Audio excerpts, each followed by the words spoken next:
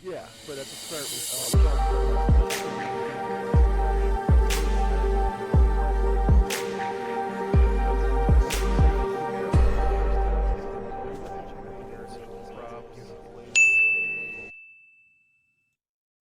Alright, we are back once again with more Arydia, the paths we dare tread.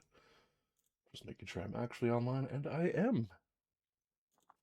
Okay, so before we dive back into the game, there are two things I wanted to make note of. The first one, this game is going to be crowdfunding a...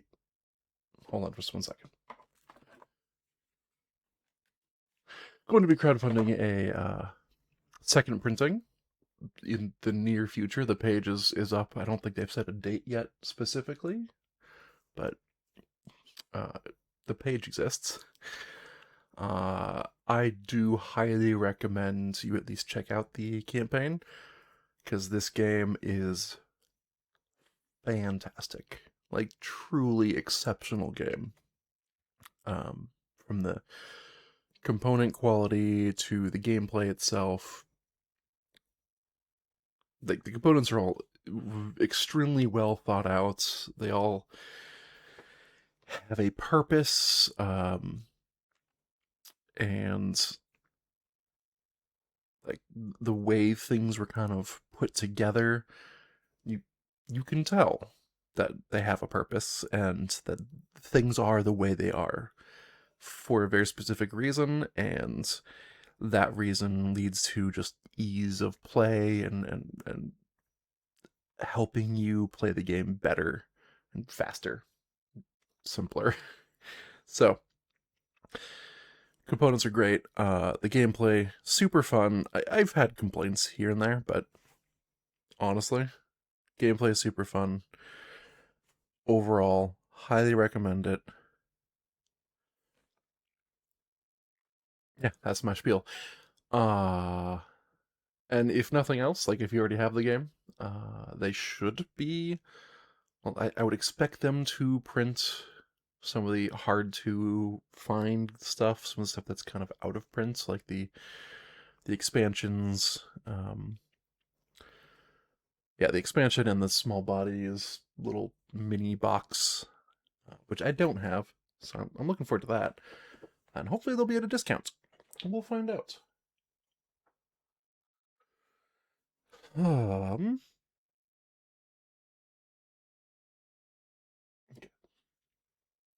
Sorry, I got distracted a little bit. A lot of my little resource cubes were bumped by one of my children. Can't say that I got them all 100% where they should be, but at least all my stats are up to date based on my overlay, so that's good. Another thing that I wanted to mention, I talked about how every component has kind of a purpose to it and is well thought out. So I was looking at a thing that I'd seen in the past, but not paid any attention to until I saw a little bit in the rulebook that I had not paid attention to either. Um, so armor will get little wear tokens. I'll put it over here. So like armor, you can see it has two next to a red anvil. That's the durability, and you put these little wear tokens on the armor to show that it has lost a use. So these legs can block 2 times, and then they're all done. What I didn't realize, because stuff doesn't auto repair when you like switch days or level up, they have a solution here. When you store your character card, you don't need to store the wear tokens. Instead, you flip stuff over, and your armor will have that and that, depending on how many slots it can, how much durability it has. And so when you flip it over, you either put it like this to say that it's lost 1 durability, or you put it like this to. Well, I guess no. Hold on. How do you mark no durability left or full durability? That I don't know. Oh, you probably put it face up if it's fully repaired, and then if it's got 1 damage, flip it face down, put the 1 up. If it's got 2 damage, you flip it face down and put the 2 up. That's a clever mechanic, and they have the same mechanic for anything that uses a resource cube. So many of the skills and some of the potions and stuff will have a slot for a resource cube like that. And here's my little resource cube. And this part has been mostly off camera because there's only so much camera space. But I noticed, with the help of the rulebook, as I was going through it again, let's take this potion. No, that's a bad example because it's a dossier item. Ooh, this doesn't always work. Oh no. All right, 1 second. It's a really cool thing, and now I'm noticing that it's not perfect, though. It's not perfectly represented. So this knapsack has 2 slots for resource cubes. You can see them on the front. And on the back, it has the same thing. It has 1 cube, 2 cube.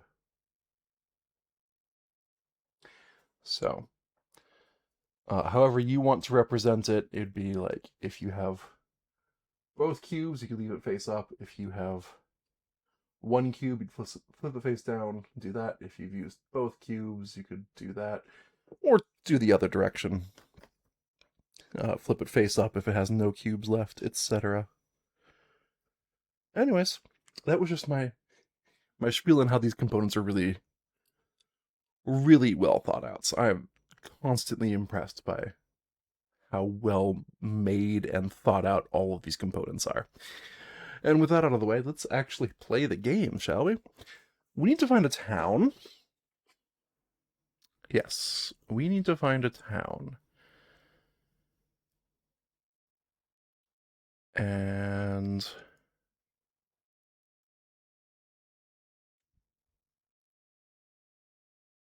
do I actually remember going to that medium tile? I must have, because I went through there. Huh.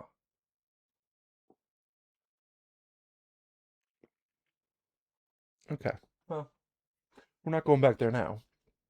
We're going to take this road, because I think there's a town right there, based on how these roads kind of intersect, or there's a town right there. I could have a long journey or a short journey. I will probably have to refresh my tokens. Yes, I will have to refresh my tokens if I want to explore it all. But Rix has 2. There is a dense fog, but we're on the road and it's unaffected. So, I pass this way easily. I spend a resource cube from Rix's pathfinding to refresh all of my tokens, and we keep moving on the road. And let's see what happens. You pass this way easily. Explore the new tile, and it is Clipton Crossroads. We have heard about this. Somebody mentions this last session.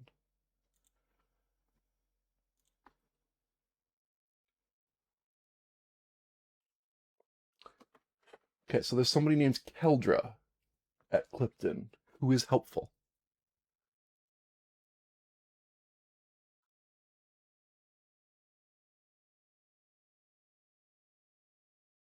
Yeah, cool.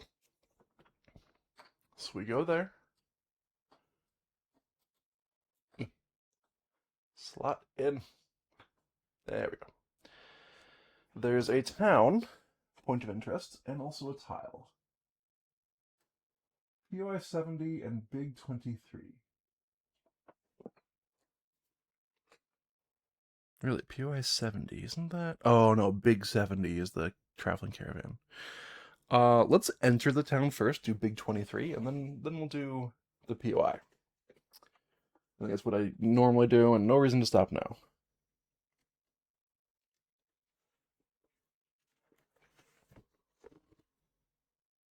I just realized I can move this window over here, and that is better. Okay. The Crossroads. A picturesque little township lies before you. Carts pull in and out while travelers bustle near the small shops before heading out on adventures. First time you draw this, add travel 29 to the bottom of the travel discard pile. Okay.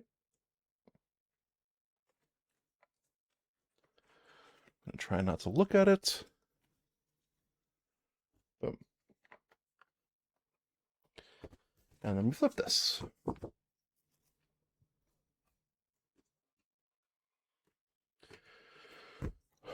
But it's a town. And let's see. We enter here. We are going to have Rix exploring, Zertle doing the narration, and therefore getting the RP points. There's a building here that we can enter. There's another building here. Another building here. An NPC and a point of interest. Let's go to the NPC first. 57.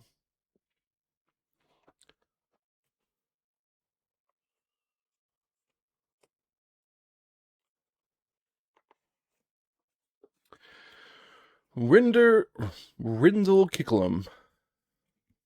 He's an orc man. His demeanor is relaxed, and his actions are to suck his teeth. Oh, he's an orc. An orc man is here, a feather in his large leather hat tipped down, obscuring most of his face. Just... There you go. Imagine that person while I'm speaking. Hello? Tip your hat. Well now, exile's looking to get home, are you? I'm not sure I can help you with your return. Already gave my squill away. Don't tell anyone, but I'm hunting for a secret. You had a squill? Already gave my squill away. Nice lass with beautiful purple eyes. She got my cart back for me. I'm just trying to make some coin before moving on. Okay. I think the lady with purple eyes is either Lyria? Yeah. It's either Lyria or it's the lady who poisoned us in like the 3rd episode and took our money, or tried to take our money. We were dirt poor at the time.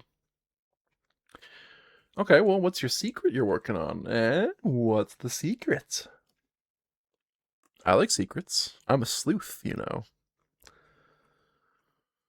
Well, I followed some rumors, put together a few clues, and now I've got a lead on a real genuine pirate map. Ooh, RP point for Zertle, and Rix's ears perk up, literally. Just, ooh, I like treasure.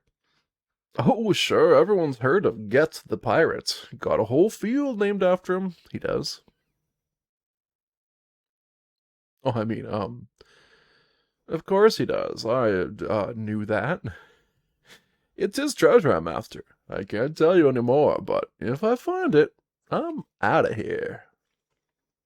Fair enough, sir. Won't take any more of your time.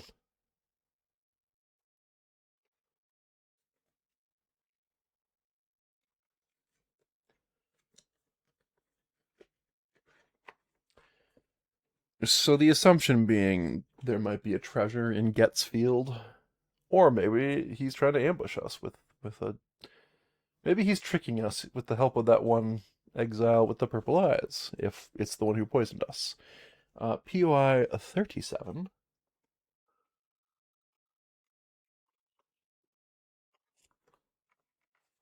says the following. Crossroads, Maine. You're standing at an intersection to a busy crossroads. The main road bustles with activity. There's a small camp just on the other side of the road. To the west is the trade post. I assume we're not actually allowed to go much further west than this, because we are exiles. Alright, let's look at the road. Carts creak and groan as they roll past. Merchants call out as a steady stream of riders and foot traffic continue on eastward out of the basin. Oh wait, no, we can definitely go west. We can't go east. What am I talking about? Yeah, we can't go east, but the merchants can. Alright, what's the camp? Oh, actually, let's look eastward. A carriage catches your eye. The ornate paneling speaks to the wealth of those traveling inside it. It rolls through the town without stopping, and you follow it with your gaze out of sight. If Lunari is in your party, yada yada yada, I don't have that. But I do get an RP point. Zertle is now full, so we'll have to... After this point of interest, we'll let Zertle take the lead, and Rix will do the narration to fill up her points.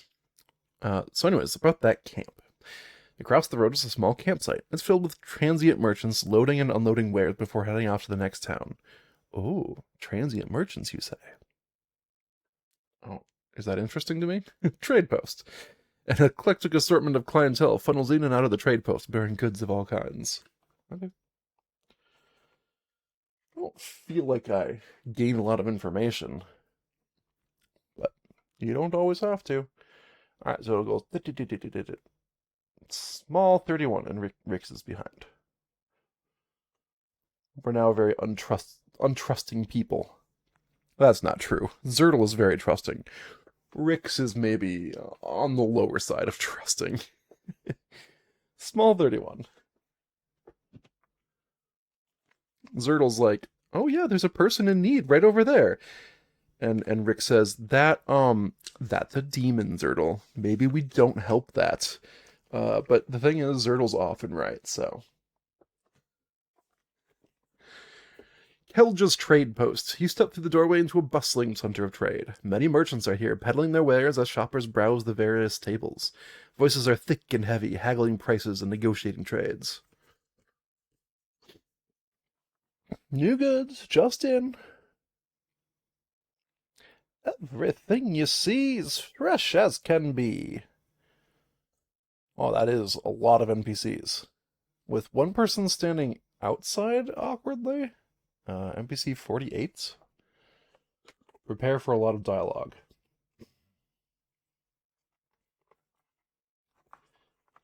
Wait a second, NPC 48, we've flipped to their B side already?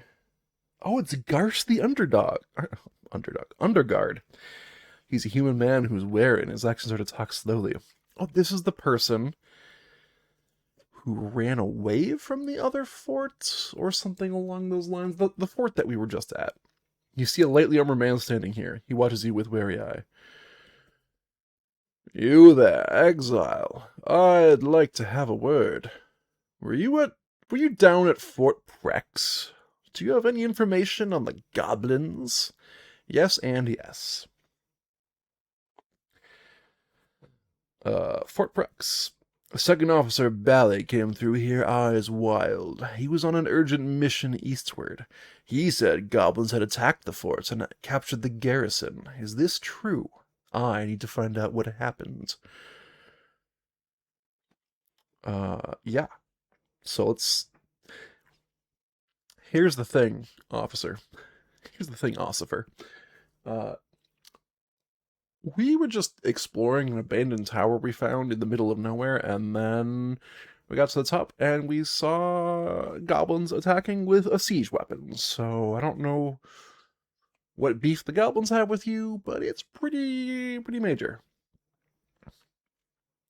So it's true then. The goblins attacked Fort Prex and took the garrison there as prisoners. I am torn. I must report this news to my commander at Eastgate, but I also need to find the captain. You are a long way from Eastgate, sir.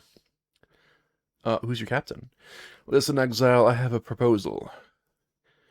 I will return to Eastgate to inform the commander of the goblin activity, and you see if you can locate the captain's whereabouts in exchange for my squill.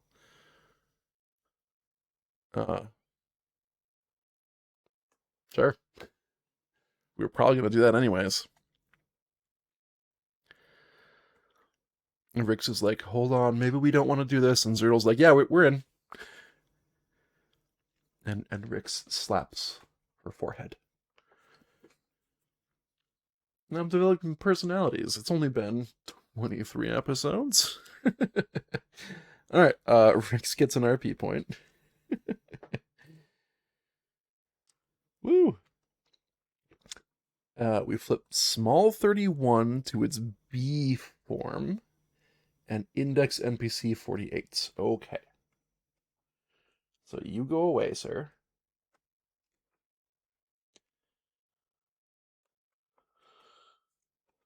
Yeah, you go away, and I get a small 31 on B.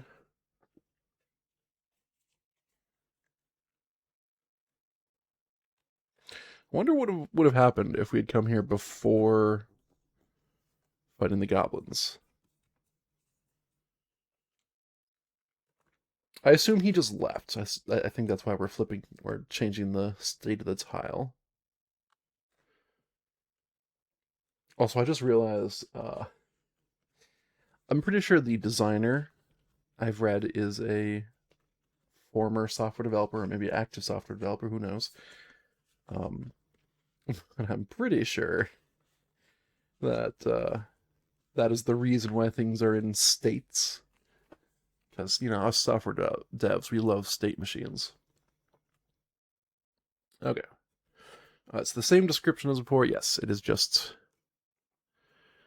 missing a particular captain now, or whatever he was. Not captain. Guardsman person. Mission quest thing. Oh, I already made that joke. Oh no. Let's go talk to NPC 60 inside, and we're going to have Zertle continue leading the conversation, because, Rix is not as trusting.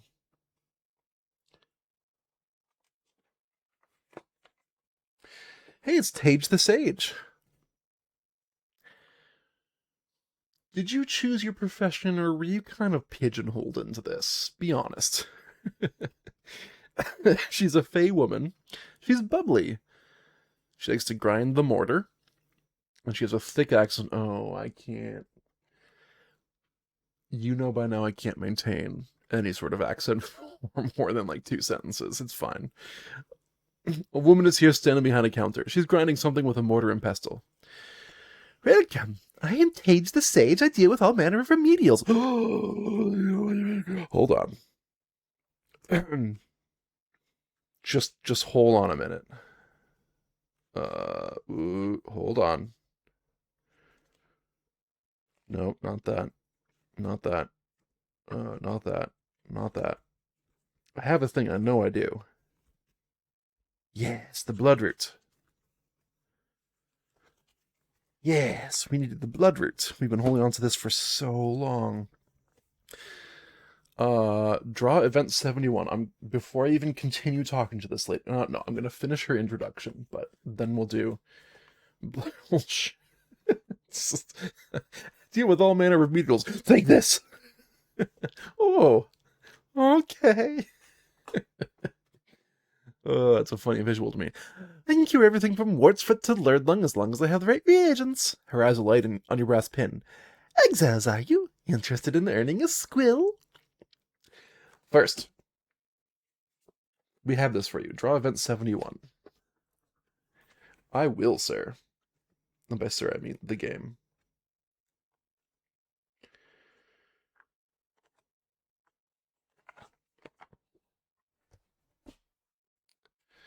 Bloodroot. Tage takes the sheaf of roots and looks at them.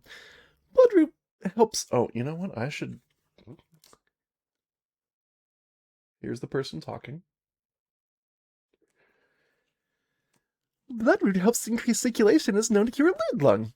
It will take me a bit to prepare and cost a few K. Just let me know and I can make up a bottle for you. We don't have lurd lung. But we do have money, and maybe we'll eventually need a cure for lurd lung. So, sure, let's pay 3K. Ciao. Well, let's get to work then. She grins at you and begins chopping the roots. So we banish bloodroot. And then flip this card. You wander around the trade post for a while, waiting for Tage to finish. All done, she calls to you from behind her counter. She hands you a small bottle filled with dark red powder. There you go. Instructions are on the label. Thanks for your business. Gain key item 36 and banish this card.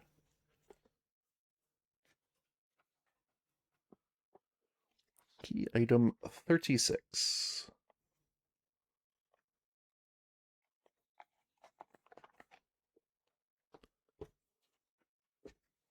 Dark red powder. You got a bottle of maroon powder from Tage the Sage. It has a nice little tag with neat calligraphy on it. Bloodroot powder.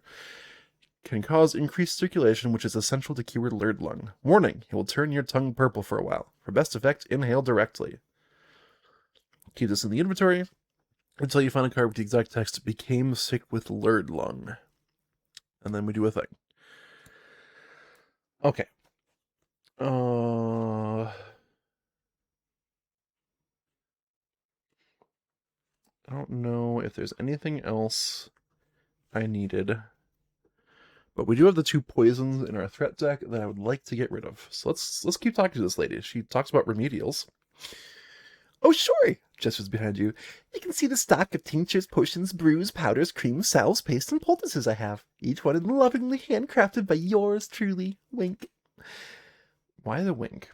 They even have nice little tags. My grandmom does the calligraphy. Who's your grandmom? Oh, can't ask further. All right, how about a squill? Yes! Fist pump. Excellent! Alright, I'm running a little short on materials. I'm looking specifically for a mattress quill. How about that? A squill for a quill.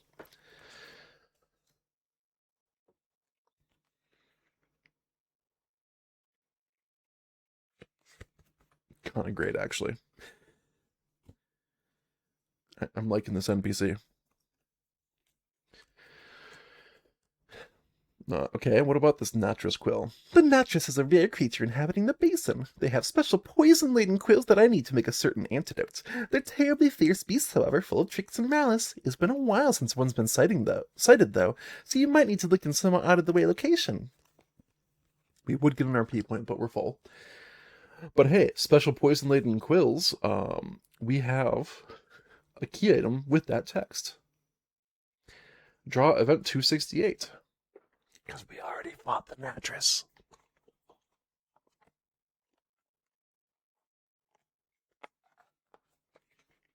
Please cure my poison. Antidote. Sage beams, you hand her the quill. Oh, wow, this is it! A natris quill. I'm impressed you were able to get one and come back alive, though you don't look too well. Just a minute, I'll get the antidote made up. Alright, we banish key item 85, the poison quill. And we flip this. She puts the quill into a pot with some liquids and herbs and begins to boil it on the wood stove. Well, that's boiling. I believe I owe you a squill. She hands you the coin with a smile and a wink. Keep this card as a squill. Wow, squill number 33? Oh, okay, there's a lot of squills in this land. That puts us at, hold on, 1, 2, 3, 4, 5, 6, 7, 8, 9. Oh, I think I need 10 for the picky lady who wants me to have 10 before she'll explain further. Okay. Right, there was more card text on this. I don't just keep it as a squill. I also flip NPC 60 to her B form, change her state to B.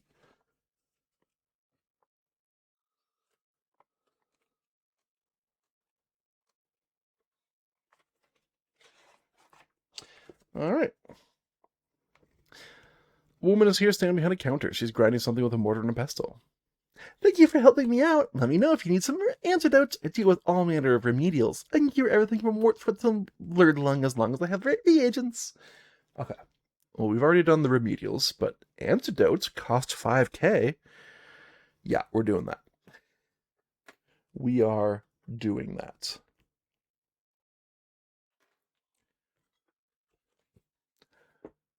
She makes you take a small spoon of bitter orange medicine. There, that will do it. Remove threat 18 and or 20 from the threat deck. I believe that was both of our poisons. Let's go check. 20 was the aching poison. 18 was the fatiguing poison. Hey, we did it. Got there, team. And it doesn't say to banish these, unfortunately, so they might come back, but we at least get to go index these.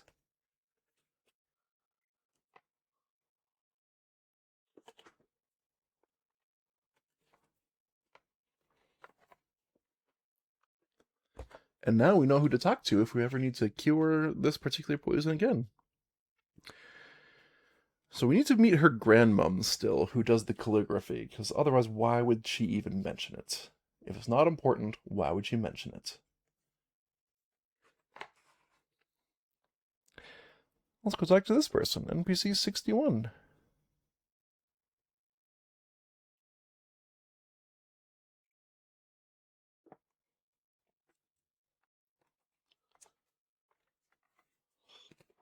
I'm gonna take a sip.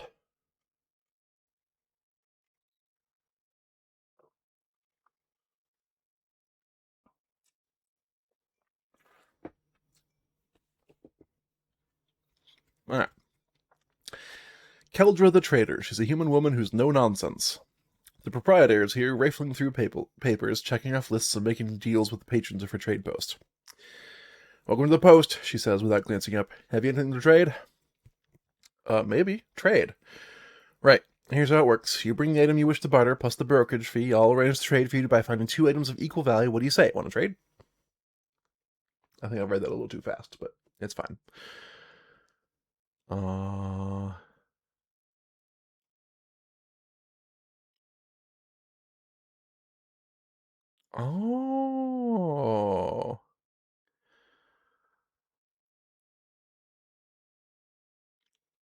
Alright, so for the cost of the value of the item, you place an item on the trader, and you note the tier and type of item being traded, where type is path or pathless, then draw 2 items from the exact same chest as the item being traded, based on tier and either path or pathless. And then after looking at the items, choose one of the 3 items to keep. Right, where the 3 includes the one that you are putting up. And return the other 2 items to the correct chest. You do not receive any K back if you choose to keep the original item. So this is how you could potentially, like if you draw a bad thing out of your path chest, you could potentially get a different thing that's maybe better. We don't need to do that right now. But that's interesting that the option exists. It's kind of annoying that it costs a lot, but I suppose that's to make sure you don't, like, spam it. Okay, we're done there. Let's go to the small hut, small 29. That hut in the corner. That hut in the spotlight. It's a quaint bungalow. You enter a cute cottage that smells strongly of onions. Light pours through a lone window, and the hustle and hubbub of the crossroads outside is silenced by the thick wooden walls. Flip this and then draw event 69. Nice.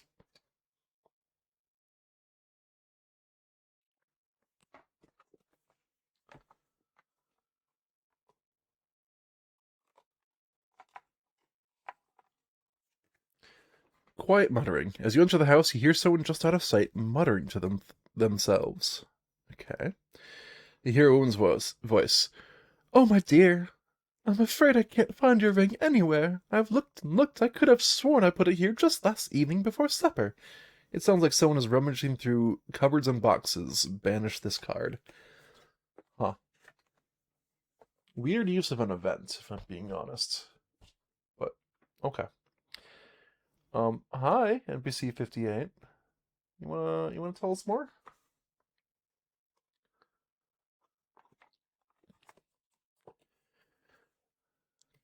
Kabu Glint, a dwarf woman who's absent and muttering. An elderly dwarf is rummaging through a stack of boxes. She turns and scowls at you. Well, exiles, eh? Just come barging into people's homes looking for squills? I've changed her voice because now I know who she is a little bit more.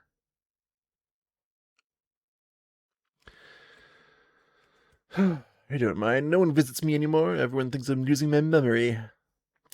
Well, it's not me. No, not me. Everyone should be worrying about my neighbor. Okay, why do people say you're losing your memory? Things keep disappearing, and people say I'm losing my mind, but I'm not losing my mind. It's not my mind that's gone missing. It's my wicker basket, my collection of dwarven nesting dolls, and my late husband's wedding ring.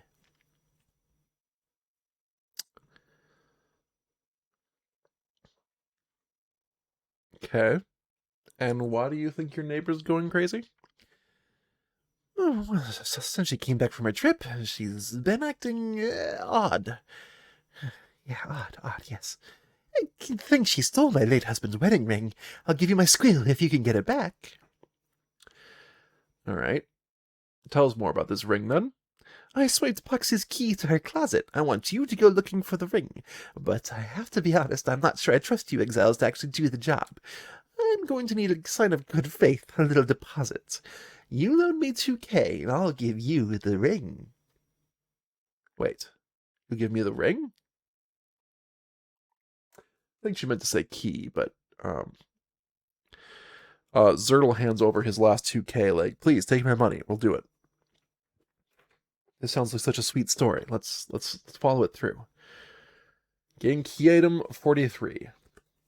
Here's the key. Please find the ring.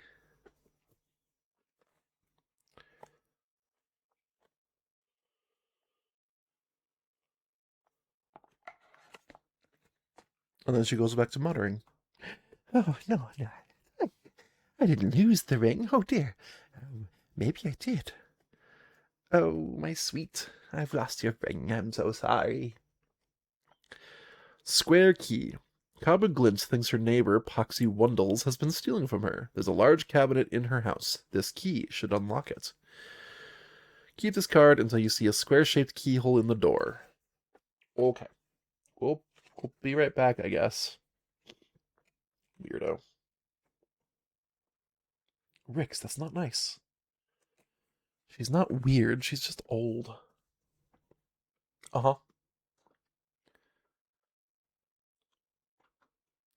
Small 30.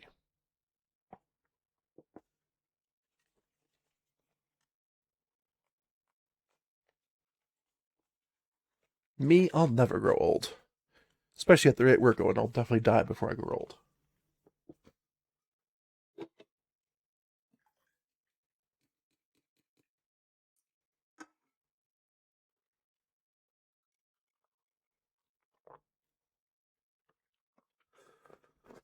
Oh yeah, we have to get back to Daneberg at some point. Turn in our berries. Clean cabin. You step into a beautifully kept home.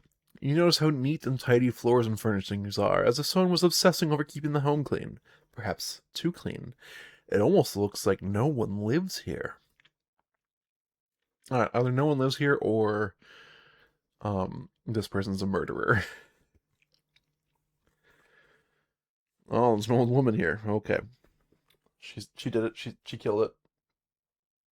Don't know who. Don't know why. Don't know where.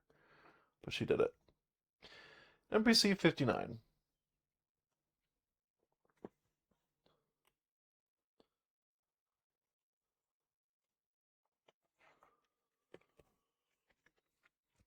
Human woman named Poxy Wundles. Her demeanor is bland. She sniffles and she has a monotone voice. A gray-haired woman is here holding her chin high. Every so often she sniffs and dabs her nose with a white handkerchief. You are welcome in my home. I am sorry I cannot offer you victuals. Let's check out this handkerchief. You can't help but notice the white fabric is being covered by a bright orange mucus as she dabs her nose. Uh-oh. Uh-oh. Is she one of the slime people? We've run into one of these before. Are we prepared to fight a slime person again? Probably not. What's gonna happen anyways?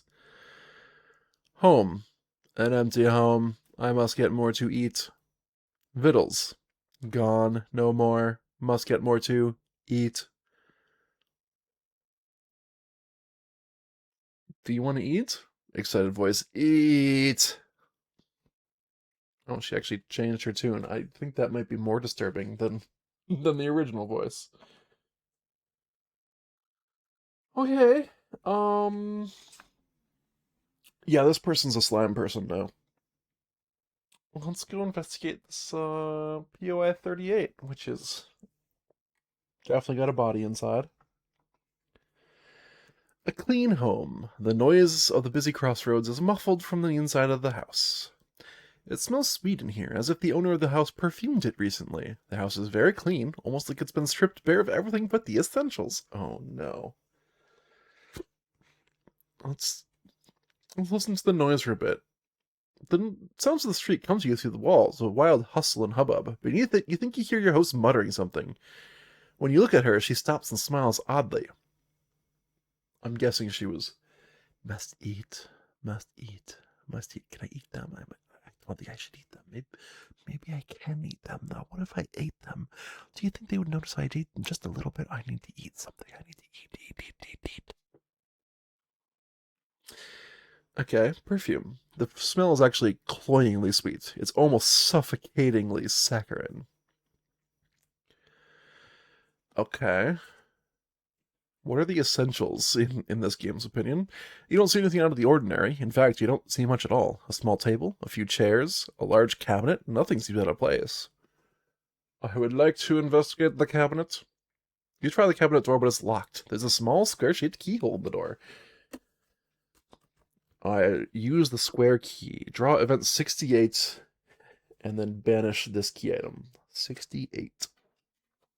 Yeah, this is going to go well for me. I'm going to get attacked by a slime monster again. And I just sent the guard away. Oh no. The one person who would help me in a combat. The closet. As you produce the key, you hear the woman sniff loudly. You insert the key into the door. It slides in and makes a satisfying click. You turn the handle and open the door. You see the ring sitting atop a leather diary. Just then, the woman lets out a wild scream. Yeah, we saw this coming. Dexterity 12? Is that one person doing that? Okay, Zertle, make your dexterity check. 8 plus 5 is 13. Okay, thankfully, I invested in your dexterity. Otherwise, we'd be in trouble. You dodge out of the way as she tries to slam into you. Grabbing the ring, she bolts for the door. She flees the house before you can stop her, leaving a trail of orange slime in her wake. Oh, not again. Alright, for those not in the know, we fought an orange slime somewhat recently. Ruined a perfectly good wedding. And it sounds like we have another one on our hands. Alright, so we flip this to its B side.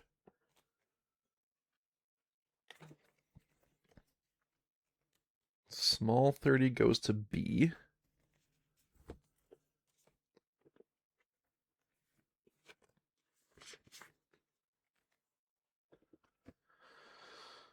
Empty cabin. The beautifully kept home now has a mess of slimy tracks across the floor. Oh no. Oh no. We barely beat the last one. Shuffle travel 30 with the top 4 cards of the travel deck. Okay. Looks like we get to repair first, at least. With the top 4? Cool. 1, 2, 3, 4. So somewhere in the top 5 cards of this deck, I assume we're going to run into this lady running away with the ring desperately, and we're going to be like, hey, could you not?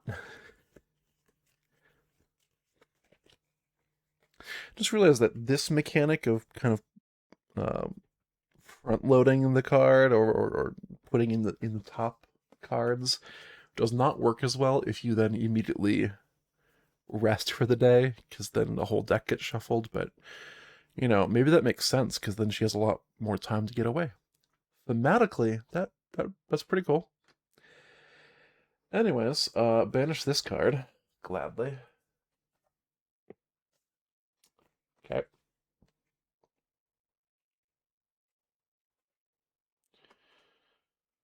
Am I gonna have to start assuming that everybody is slowly being replaced by slime people now? Because, if I had a nickel for every time, I'd only have 10 cents, but it's weird that it happened twice. And with that, we are done with the internals of this town, and we can leave and go up. And clean up all of our tiles. Get this out of the way. Come back to our world map, where I say, hey, let's investigate POI 70, which is, in fact, the town.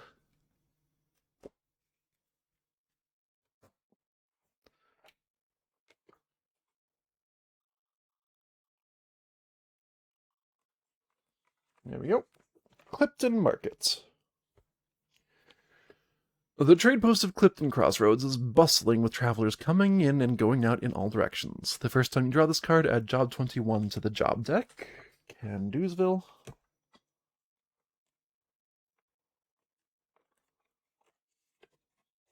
I wonder if it's a good sign that, like, I'm getting all the jobs kind of in order added into my deck. I think that means I'm keeping up with what the game expects, or at least how often they add. Ooh, dang, we spent all of our money and now there's a new armor. Okay. So there's the job board. We can spend a K to fill all of our knapsacks with cubes, but we're only down like one of those. We can rest by spending a K, but we don't need to do that yet. We can visit the apothecary, fill out potions with cubes for 1K. That would be more likely to happen because we have one that's fully empty, but I don't think we need to do that yet. Smithy Veteran Repair 9 durability. That is actually really good for a single K. We can also sell items for their K value and purchase available stock. Okay, so the first thing we're going to do is sell my old cracked axe. Man, this axe is cracked. For 1K. It's really hoping for more. I'm going to immediately spend that to repair all of the durability damage on all of our armor. So I figure we're going to get into a fight pretty soon.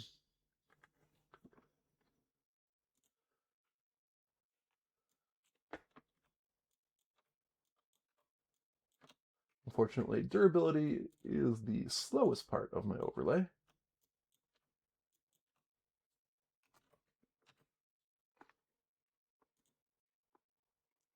Because I kind of have to go in and do a lot of stuff manually. I would love to fix that at some point, but I haven't had the time.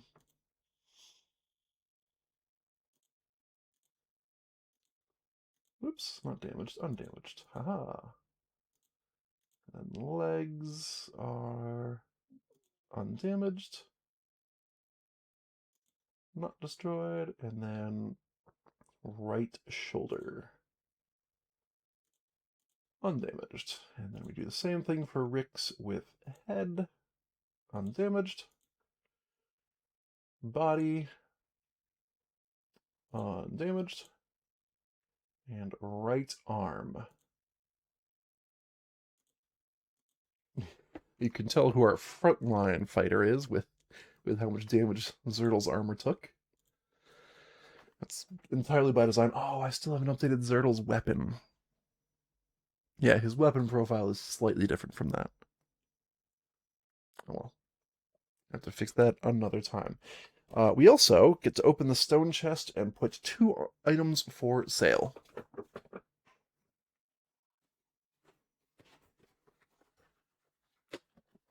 The pathless stone chest specifically.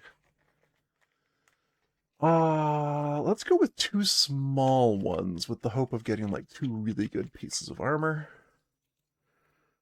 We got a studded shoulder for the right shoulder and a studded helm for the helmet. Okay, that can replace Zertle's old hood. It'd be slightly better, but not the best armor item to get, I don't think. Unfortunately, those will have to wait because we do not have 7K to spend on item purchases right now. And it's 7K each. We have 3 total. We're a little shy of 14. Okay. And that's all we can do in town, or at least that's all I want to do in town right now, so let's move on. We're going to go to this tile, on the road, and somewhere in the top 4 cards will be a potential encounter with a slime lady. You're so hungry you need to take a break and eat some food. Second breakfast. Oh, thanks, Zertle. Previously known as Zertle the Hungry. This is your fault. We will pay 1 speed each to not flip our token.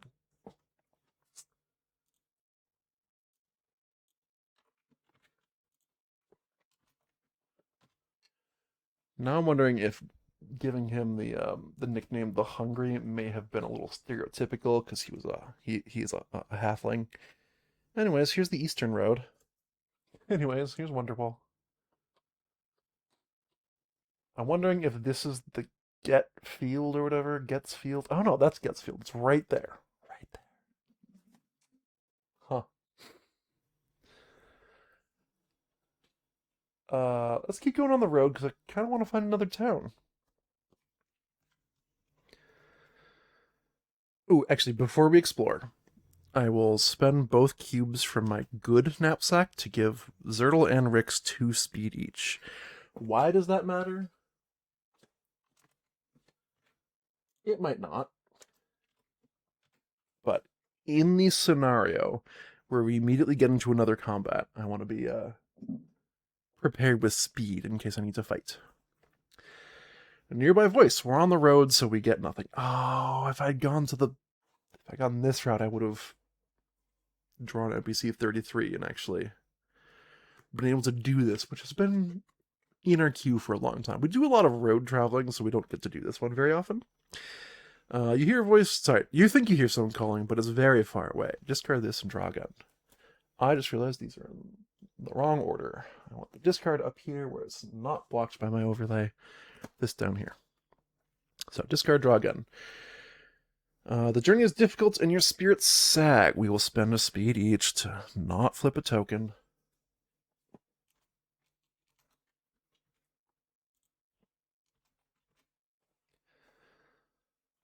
We explore a new tile. Is this Riverton? Fort Examore. Wait a minute. Is that? No. Bleakwood Fort is the other fort we need to find. We could explore the fort. I want to get this slime lady thing taken care of first. You know? So we're going to keep going on the road. Oops. Dark wings. High above the grasslands, you see the silhouette of some large winged creature making slow circles. Discard and draw again. Okay, that one comes up so much. Slimy wreckage on the road path. Yeah, we chose wisely. You may choose to draw medium 27 or discard this and draw again. We choose medium 27.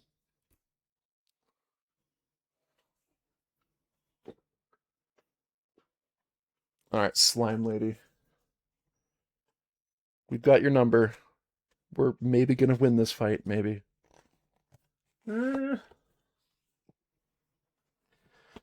Bend in the road. As you travel along the road, you hear sounds of a struggle just beyond the bend. There's an upturned cart here, crates scattered and broken. It looks like something came through here on a path of destruction. There's a strange orange trail leading away down the road. If an elf is in the party, yada yada yada. Never gotten those. Flip. Okay, so we are entering from this area, and we're like, oh, there's a slimy cart. Boop, boop, boop, boop, boop. Big 29 is the connecting tile.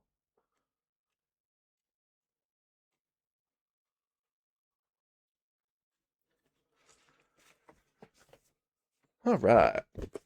Destruction on the road. Carts are overturned in the rampage of the giant slimy monster. As you approach, the massive orange undulates and makes a horrible slurping noise. To your horror, the noise is repeated by several smaller slimes you only just noticed. Uh-oh.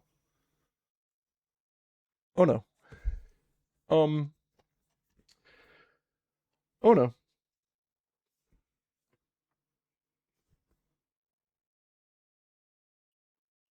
Okay.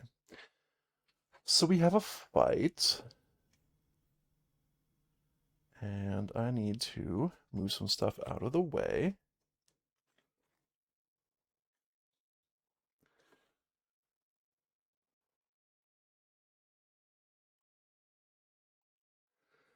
All right, foe 85. I need my threat deck.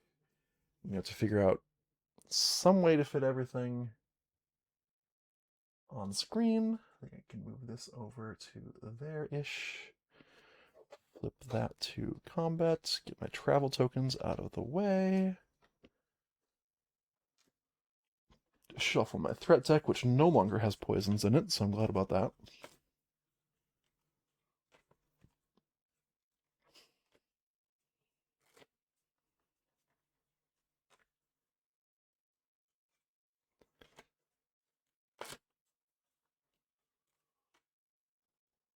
And we will probably end up doing this combat and then finishing this tile exploration. And then, sorry, this hex exploration, this hexploration, if you will, and then moving on. Well, and in the stream, I should say. Let's see. If I put this here, I can flip them over to here, and they're sort of visible. Sort of. And we get 485. Keep looking at it, and then hoping that I don't have to do it. Somehow, the text on the thing will change, and I'll fight something else that's much more reasonable to fight.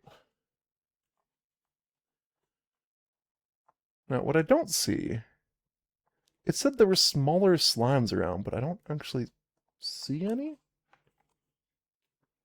Alright, this is a Lured Slimer. It's level 7, because of course it is. I can't find things my own level at all. I always manage to find the stuff that's higher level than me. A stinking mass of gelatinous goop. Acrid globs of orange creep away from the bigger slime, leaving orange trails all around. Oh no, spawn X. Add X slimes to the map by dropping X wear tokens from 1 inch above the Lured.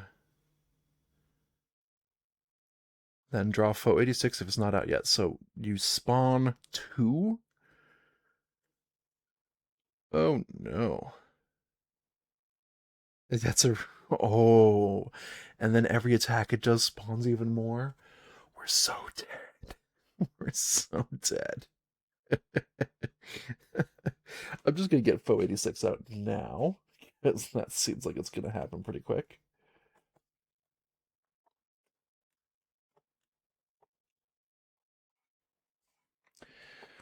Little slimes. Oh, you know what? They only have 1 hit, so there's that.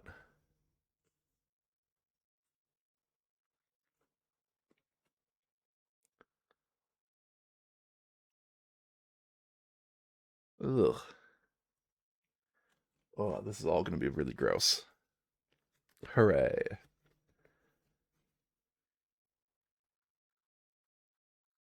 Oh, you know what? It kind of makes sense that they only have 1 health, because otherwise, how would you keep track of something that is reproducing itself, essentially?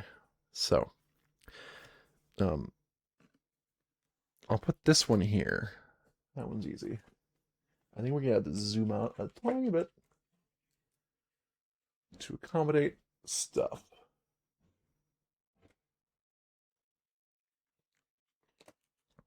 Okay.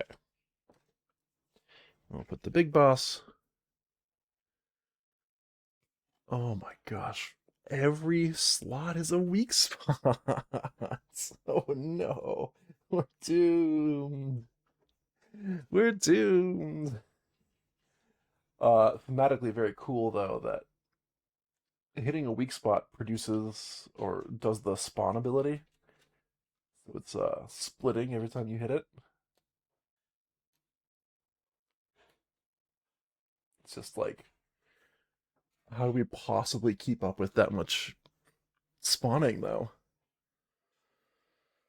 Okay, alright. No, it's fine. It's fine because Zertle has Pummel, and Pummel can hit everything around him. So, there's that.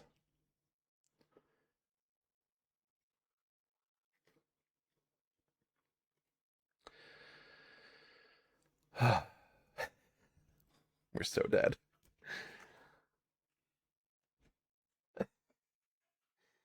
There we go. There's the... That's our amazing enemy. And this uses... Sorry. Oh, it's on the back of the thing. It's a thing I've already fought before, so I'm just going to get out the figure for it.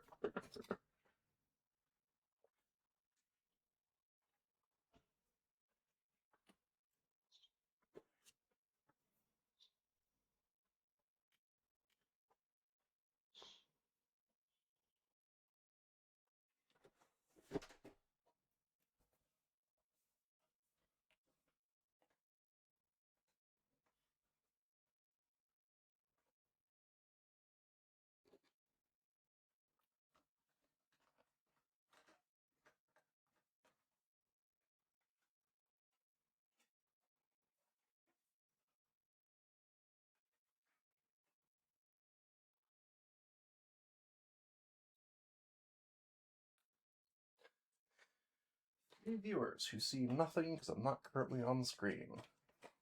Sorry about that.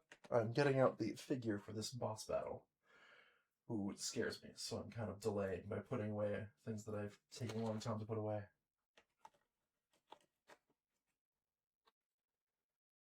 Frankly, very scared of this boss. I do think it'll kill me.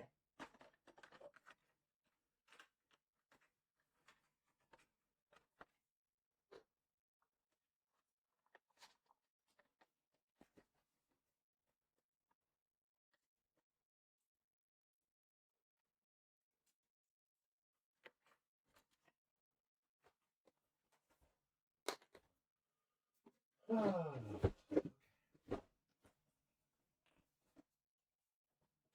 you, it's you. There we go.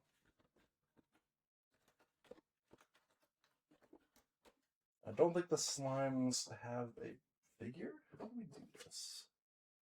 Oh, just wear tokens. Okay, that makes sense.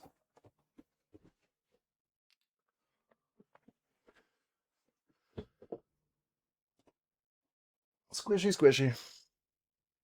I do need to read the FAQ on this, on how the spawn works more specifically.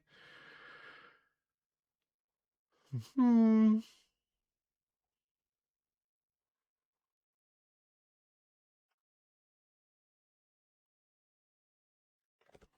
Okay. Yep, this is gonna be rough. We have shuffled. We're gonna have Rick's going first, I guess. Why not?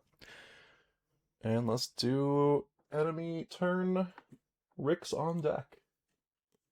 Getting into our first combat of the day. The boss activates. Well, hey, that's our big enemy, our big slime. I'm hoping you can see that. It's a little awkwardly placed, but that's okay. Alright. So with 0 threat, the boss will move up to 4 to the furthest exile, then spawn 3 and gain 4 threats. So I'm just going to do the 4 threat now. That's going to... Oh, no. That is so much threat all at once. And then it does a spawn 3 after a move 4. So 1, 2, 3, 4. And so a spawn 3, we grab 1, 2, 3 wear tokens, and my understanding is we go like this. From 1 inch above the enemy. Oh my. Oh. That one flew. Okay. And we're dying, and we're dying. Alright. But hey, now the boss's turn is done, right? So we're good. Rix will mark the boss, obviously. And I think first action, I am going to basic attack this slime. Alright, 16 is good enough to do at least 1 damage. This slime is dead. This is a fun use of the tokens, by the way. This is what I mean, like, when I say that they really put a lot of thought into how to execute this game, I really mean it. They did a great job with this. Now, 1, 2, 3, 4, 5. Right, I have a basic move, which I might as well use. Yeah. My basic move, 1 forward, gaining a combo.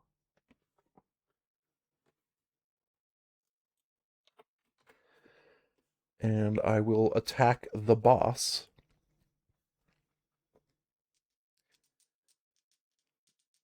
Just basic attack. Basic short bow.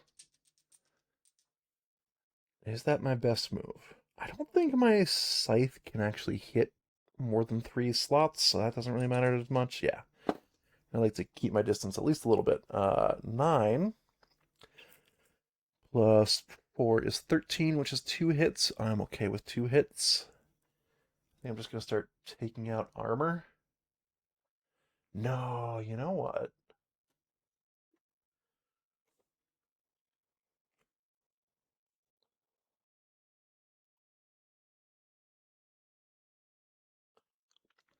I'm going to do it.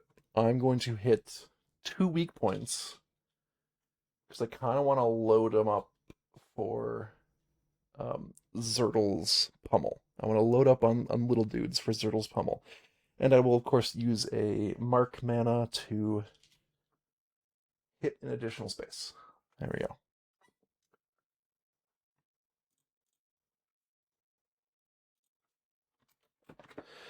And because I hit 3 weak points, oh, you don't actually see that right now. Hold on, let me zoom out a little bit.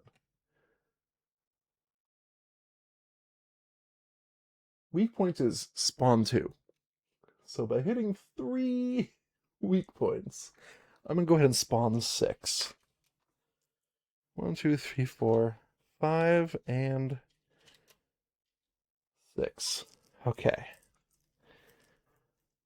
So I take 6 things, and I go, blah. Oh, goody.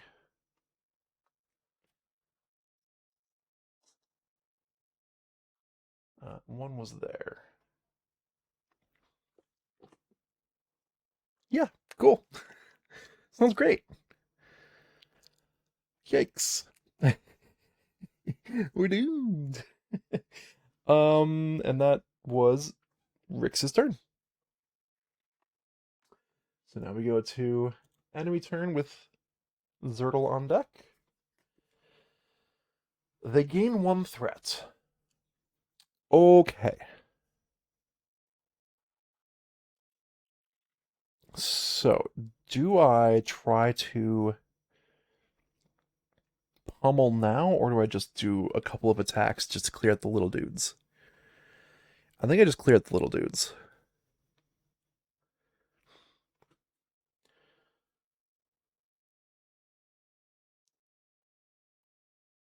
Yeah.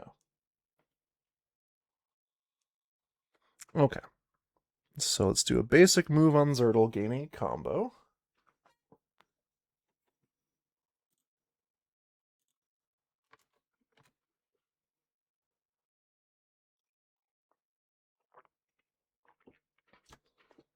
I'm gonna go 1, 2, buckle my shoe. And then I'm going to basic attack. This one right here.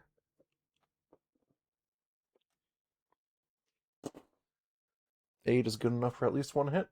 That one dies. And then this one here with my second basic attack. 6 is good enough for another hit. Well, that one's dead.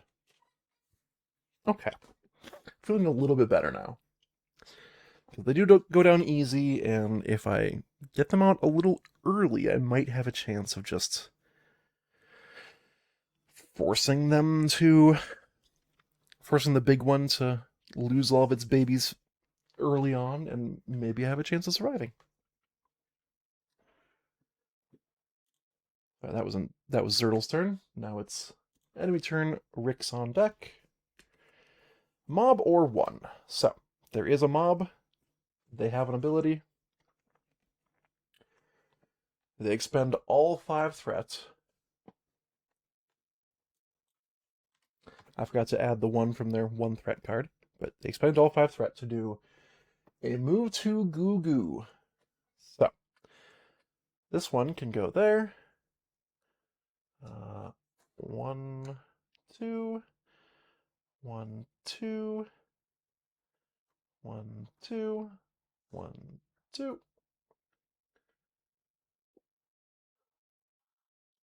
1, 2. Okay. So we have 1 attack to resolve. A single Goo Goo.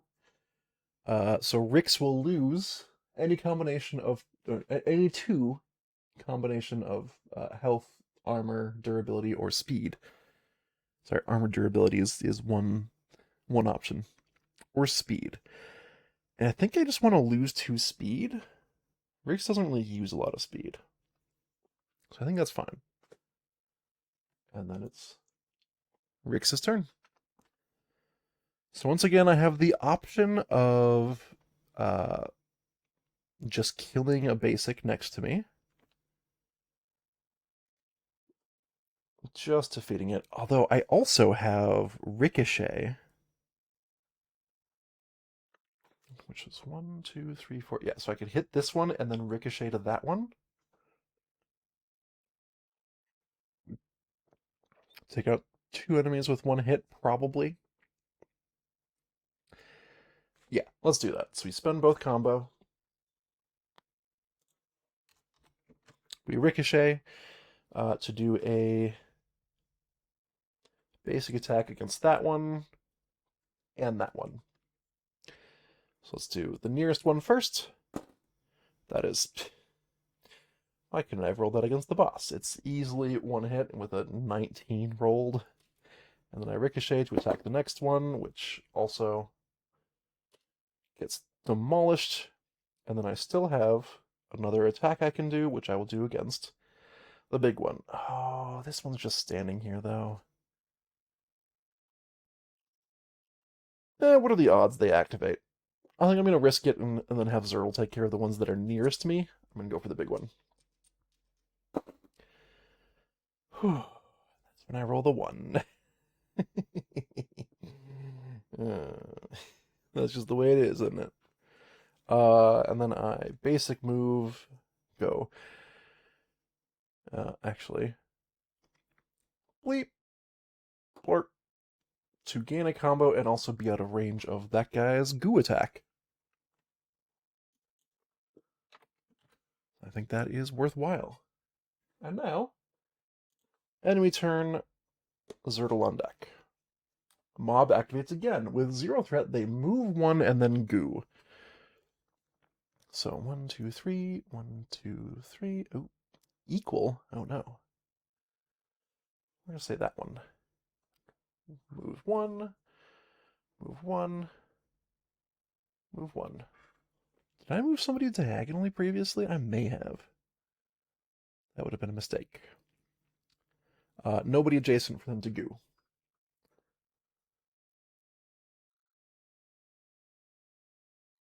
Cool.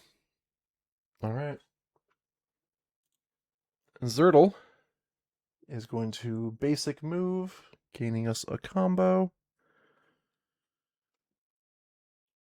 To... Oh, wait, if I basic move next to this guy, then... I can't do a second attack. Is that okay? No, that's pretty bad for me.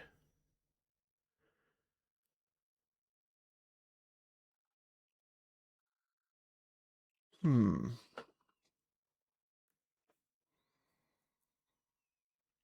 You know what I do instead? I basic move, I go 1, 2, 3, and then I basic move again to gain a second combo and go 1, 2, 3. And then I spend a combo immediately, so we're back down to 2. To pummel, which just instantly kills these 2. And then I get to hit the boss however I want.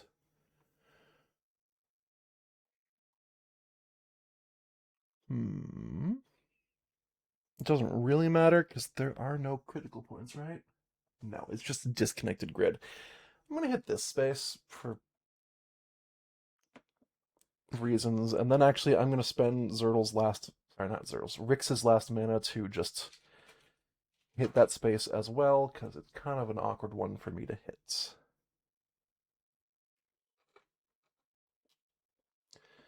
And when we spawn 2 more slimes because of the weak points.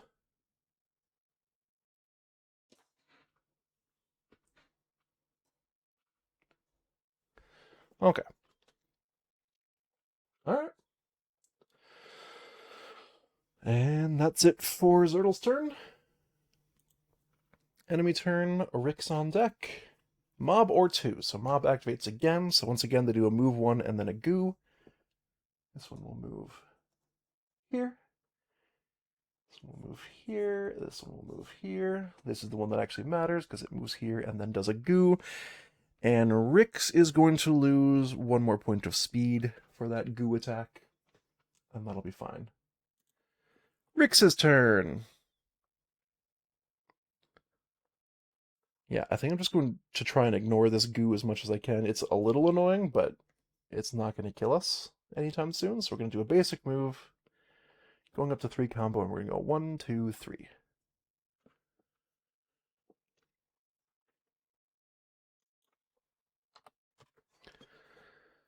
No ricochet targets, so we're not going to do that.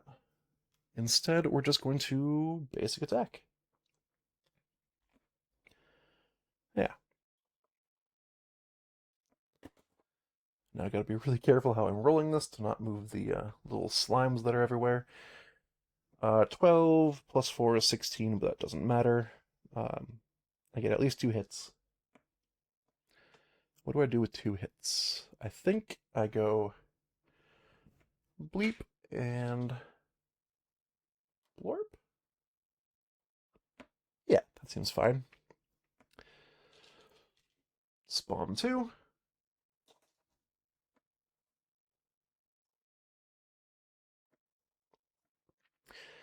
And then I basic attack. Ooh. I ricochet attack. Yes. So I basic attack the big one, the boss, and also spend 2 combo to hit this one. Oh, of course. Alright, the little one dies. Rolled a lot of 1s. Rolled a lot of 1s in my time. No, no. Enemy turn, Zertle on deck. Resolve. You remember your cowardice fleeing a previous battle. A resolve as strong as steel rises within you. Active player chooses. All exiles gain 3 health, 3 speed, or 3 mana, and then banish this card and draw again, or discard and draw again. I choose to banish this card and draw again and give everybody 3 mana. Because mana is hard to get. 1, 2, 3 for Rix, and 1, 2, 3 for Zertle.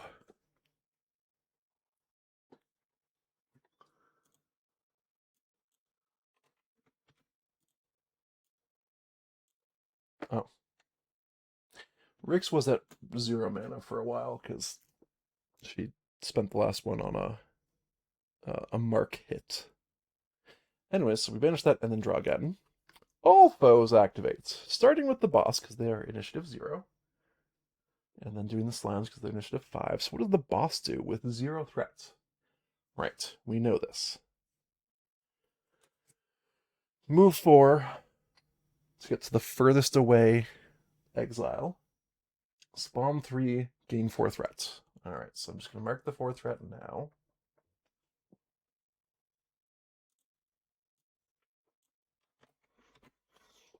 I do wish I had an ability that just like canceled out a threat gain or something. That'd be probably ridiculously overpowered, but here we are.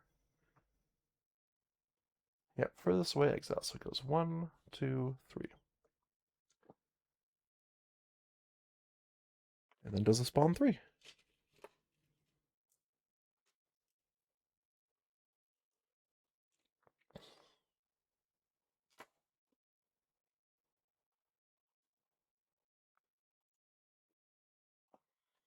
Okay. And then the little ones activate, and they get to spend 0 threat. Because we did not get up to 5. So they spend 0 threat to move 1 and goo. Let's put these, move like that, like that, like that. Like that, and like that, and like that. So we need to do a goo attack against Zertle and also against Rix. Let's do Zertle first. He will lose a speed. Then against Rix, what is the grade I hit? Yeah, Rix will lose a durability on, I don't know, right glove, I guess. No, actually, I'm just gonna lose a health with Rix.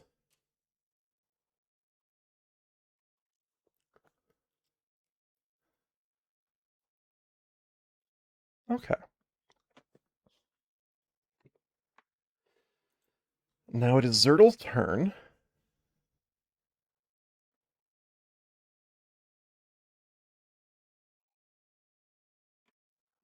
And I think Zertle's gonna once again. Oh, you know what? Alright, I have, I think, a pretty good idea. 1, 2, 3, 1, 2, 3. Okay. Yeah, okay. Pretty good idea. I'm gonna basic move, gain a combo, go 1, 2, 3, spend a speed to go 4, 5. So let me update overlay. We're at 2 combo. I have no speed left after the attack and the bonus move. And then I'm going to do another basic move, gaining a combo, but I'm going to immediately spend it because I'm going 1, 2, 3, and then pummel with the combo I just gained to block. Knock that one out, and deal 1 to the boss, which is going to be this cube. And Rix is going to once again spend. Oh, when marked foe is damaged, I did that wrong.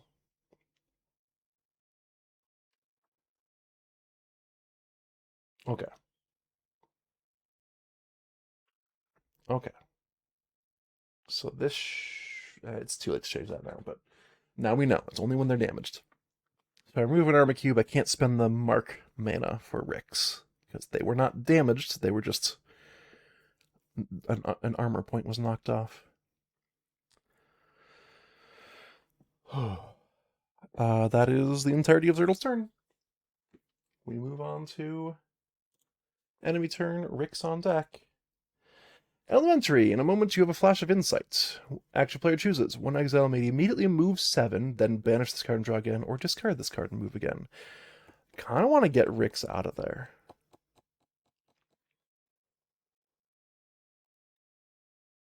Yeah, because if the boss activates, they're going to do a giant attack. Let's banish this and do a move 7. So here, I'll show you the card. Banish this, draw again. We're going to have Rix go 1, 2, 3,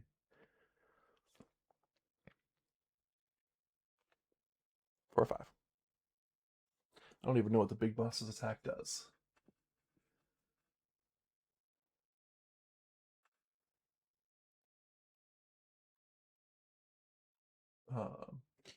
How does Splat work? Oh, range 4, but it only targets one enemy. Can I possibly get out of range 4 of this enemy? I don't think so. Oh well. That may have been a mistake. Who cares?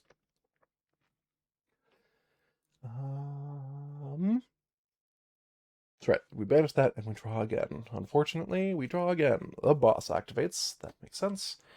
We go down to 1 threat. As the big slime goes roar, does a move 5 to target the furthest away exile with a range 4 attack, which I think means, well, I can't be here because then I have obscuring. I can't go through Zertle, but I think I could walk through my little guys. Go 1, 2, 3, 4, and that means I have a line of attack that's not through a tree. Okay. And we first do a spawn 3, and then a splat. Spawn.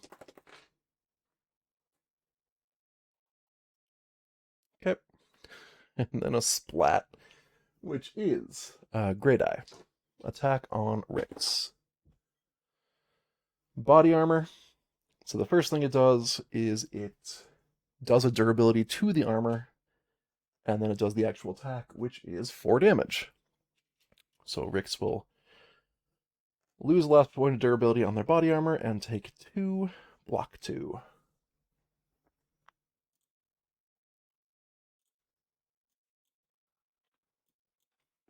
And I'm going to update the numbers for Rix's body armor and then do the destroyed, both for the body and the head, because they're the same item. Yay! But hey, now it's Rix's turn. And if Rix moves 1, then she can actually attack this enemy, which she will do. So she'll move 1 with a basic move, gaining a combo.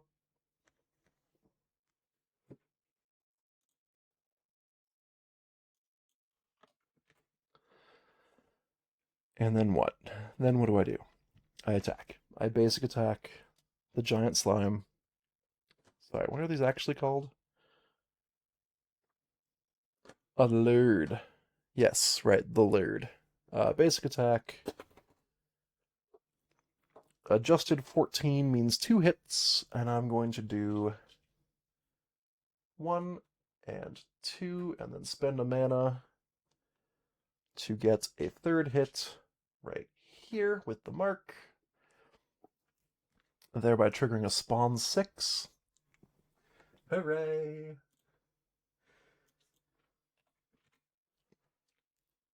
So I need 6 more of these little slime tokens.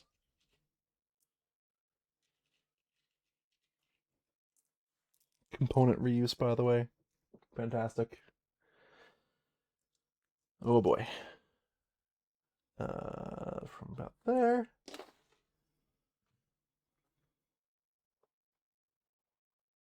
Just trying to get them into roughly good squares, and we're good.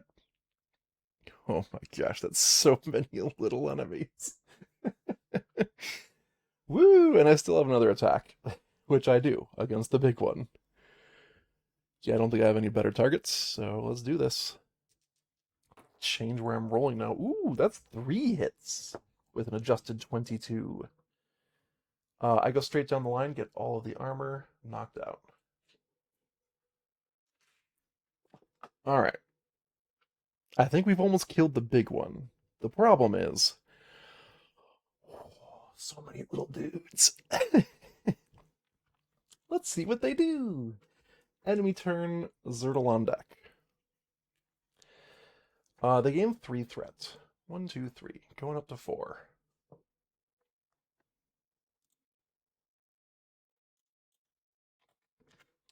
So now what do I do with Zertal?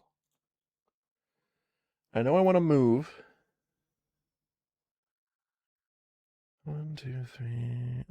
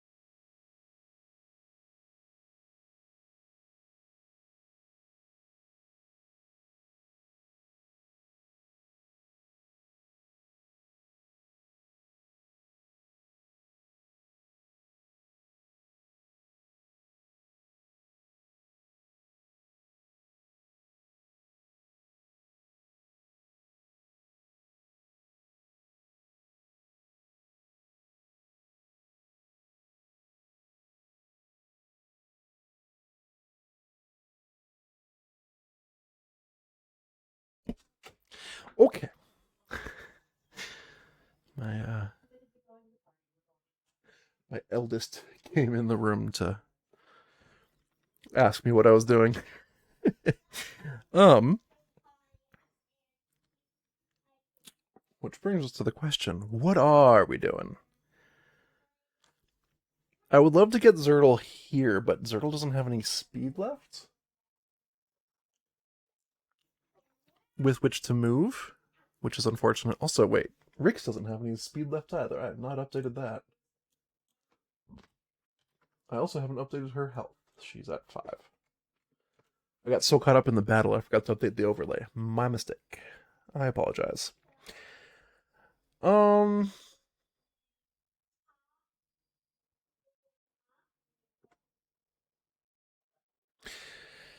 I could do a double move, then I'm not really gaining any extra stuff, but I think that's probably fine. Yeah, that's probably fine. So I'm gonna move, gain a combo, go 1, 2, 3, and then do a second basic move, gaining another combo, just to get to here. And then I'm going to spend a combo.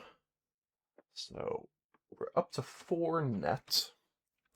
I'm going to pummel, knocking out both of these instantly. And then dealing 1 to the boss. I'll just hit this one because it doesn't actually matter. And that gives us a spawn 2, because I hit a weak points, because they're all weak points. We go, blah. There's 1, and there's 2. Cool, cool, cool, cool, cool, cool, cool, cool, cool. What else? Do I spend a mana with Rix? I think I'm gonna hold the mana because I should be able to kill this thing on Rix's turn. Should being the operative word. Enemy turn with Rix on deck. Boss activates and spends 3 threats. Targeting Rix, already has line of sight, doesn't need to move. We do a spawn 3 and then a splat. I was really hoping to wipe this boss out before she got another spawn.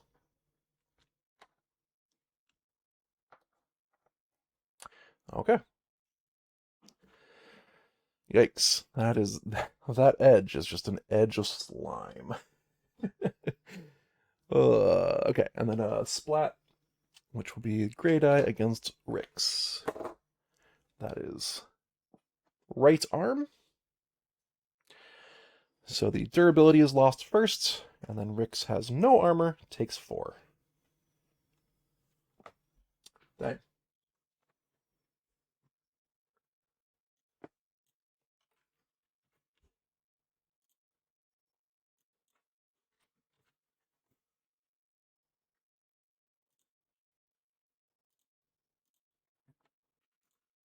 Can I just speed this up because I need to go soon?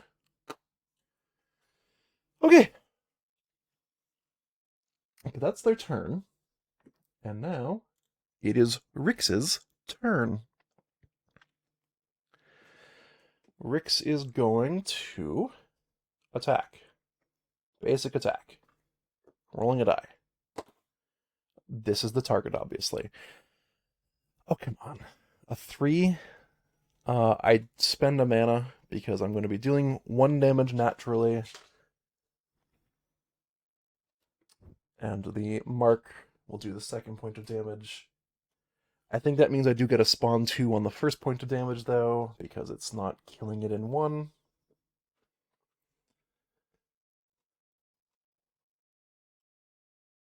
Oh wait, when it's damaged, pay a mana to deal an additional targeted hit. I think that does mean the damage goes off before the weak spots, so like all the damage is cumulative. Okay, so no more spawn. Spawner is dead. Now we just have an army of enemies. Oh no.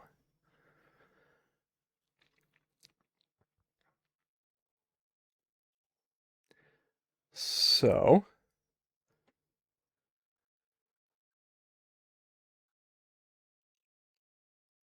yikes.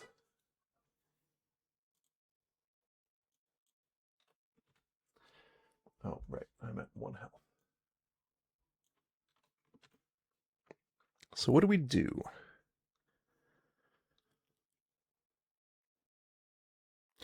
I shoot this one so that I hopefully don't need to move very far. There we go. Got at least one hit. It's dead. And then I'm just going to do a basic move for the combo, but it doesn't matter.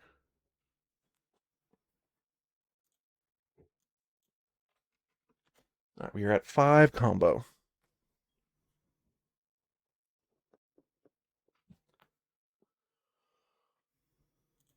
Enemy turn, Zertal on deck. They gain 2 threats.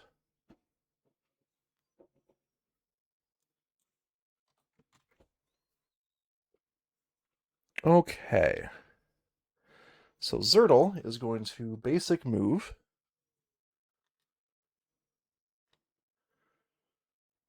to go here, 1, 2. I'm not going to increase my... Oh, I already did it. Okay. I'm not going to increase my combo because I'm immediately spending it to pummel, taking out all 3 of these.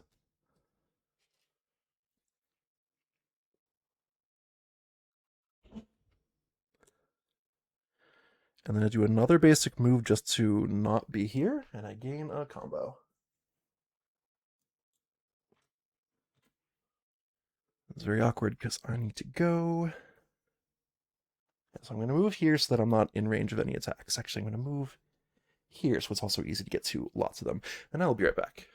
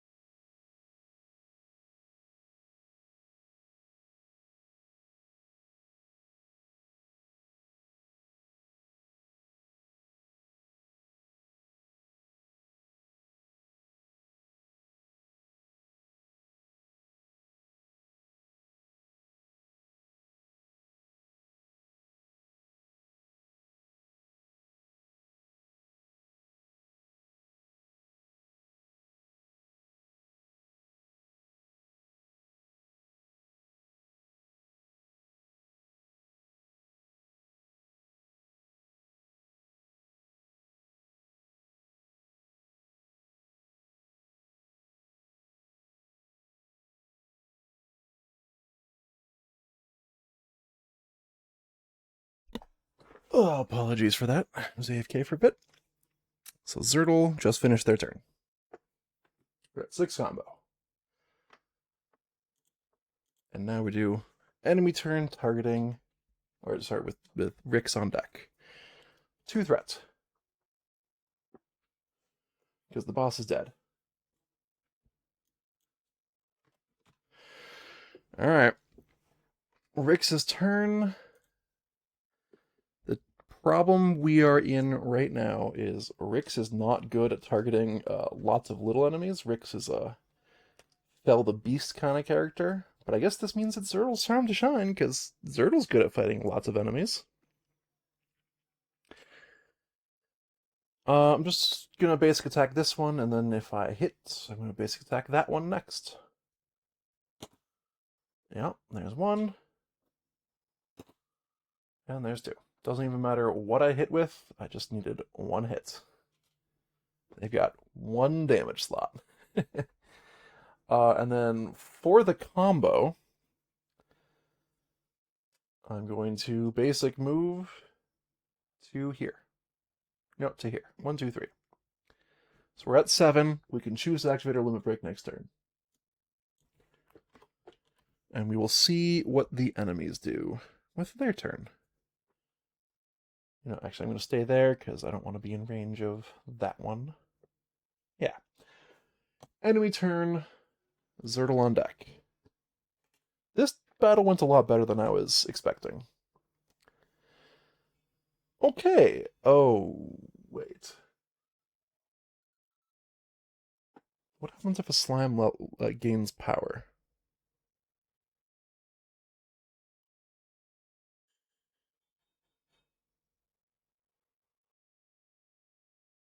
Okay, so they have an FAQ for this. How do power tokens work with goo? If you choose to lose health, you will lose an additional health. If you choose to lose durability or speed, it will still only be 1. Cool. Oh, you know what? I can put this right here, because goos are the only thing that matter. Anyways, the goo's limit break. That's why I looked it up.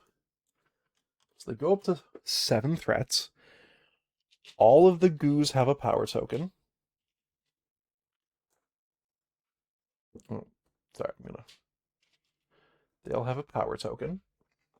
Just gonna put that on the card because they all have it. Then they spend 5 to do a move 2 goo goo, which is actually quite a bit of damage. Why is this so sideways? Get into the slot. There we go. Sorry about that. Okay. And they target closest. So this one will go 1, 2.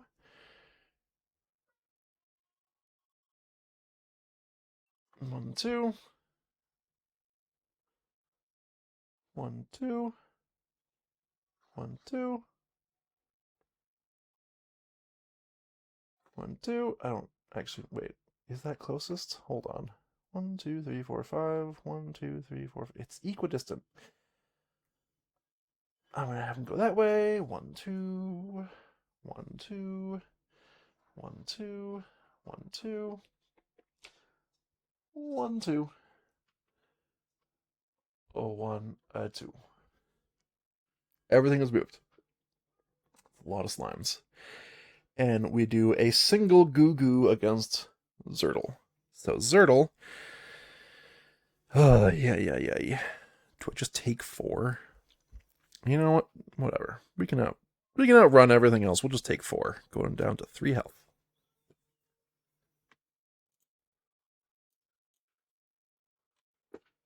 No? My max HP should be 8? No, it's 7. Oh! I have it wrong in my overlay. Okay, well, I'm down to 3 health because my max HP should have been 7. That's my bad.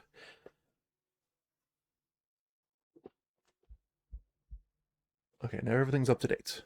Sweet. And it's Zertle's turn. So we have a limit break that we need to do and some other stuff.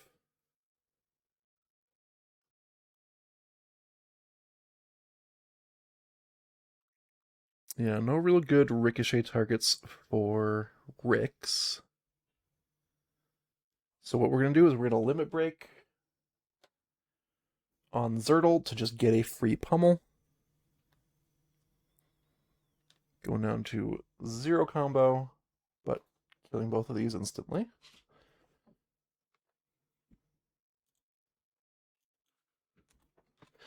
Then I'm going to 1, 2, 3. Oh, I'm too far away to hit all of them. Oh, that's really disappointing, actually.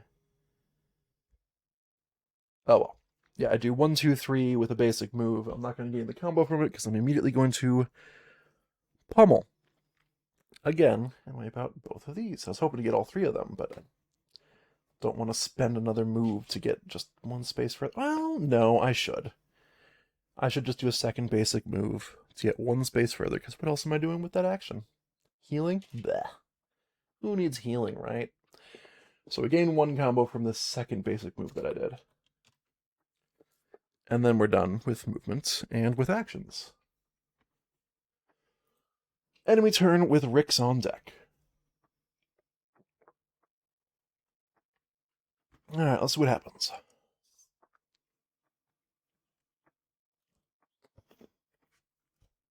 All foes activate. So they spend 0 threat because they don't have 5. Instead they do a move 1 goo. So move 1, and then goo. And Rix is going to lose a durability so that she doesn't just die. And I will lose it to my right glove. Why not? Why not?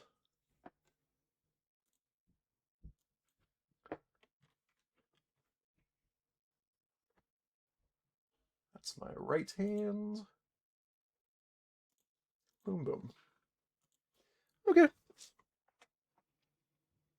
Well, could be worse. It's Rix's turn.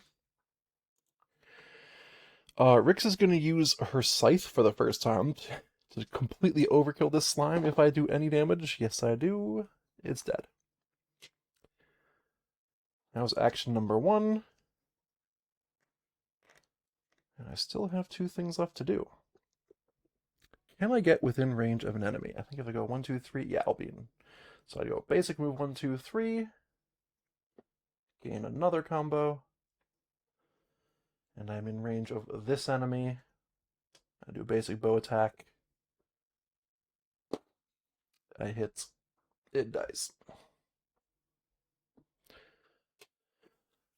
And that's the end of Rix's turn. We are at 2 combo. Enemy turn with Zertle on deck. And yeah, I really need to wrap up. I'm running very late. What does the enemy do on their turn? Well, I don't know, because I don't have a deck anymore. Let's shuffle our threat deck and draw again. Now, the unfortunate part is we used both of our really powerful threat cards on this one encounter, so we'll never have access to those again. But hopefully we get new really powerful threat cards into our deck in the future. Maybe, please? Maybe? Yeah, we'll find out. Alright, threat deck shuffled. Not like a perfect job, but should be good enough. They gain 1 threat because there is no boss left. And now we have Zertle's turn. Zertle is our primary killer in this particular combat at this point.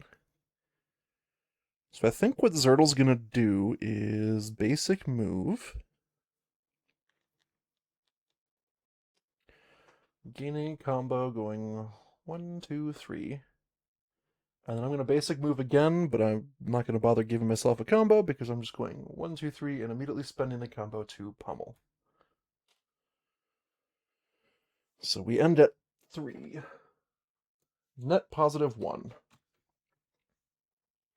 And I think at this point I am no longer concerned about losing this fight. We'll just see how much damage they can do before we finish them off. Enemy turn, Rix on deck. All foes activate. So once again, they're going to move 1 and goo. Move 1, move 1, move 1. I'm glad they moved 1, actually, because now it's easier for Rix to hit that one. Ooh, Rix might have a really good attack if she can get the range to all of them. That might be tricky.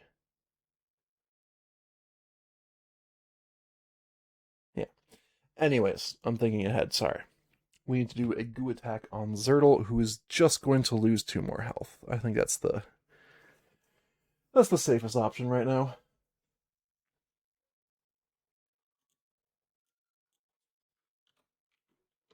Because Zertle has a lot of mana to do healing stuff. And now it's Zertle's turn. No, not Zertle's turn. It's Rix's turn.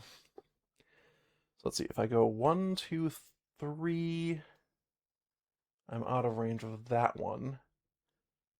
Ooh, unless I use an arrow. Okay, all right. I think we have a game plan. Hold on. I'm gonna go 1, 2, 3 to here. Gaining a combo, going to 4.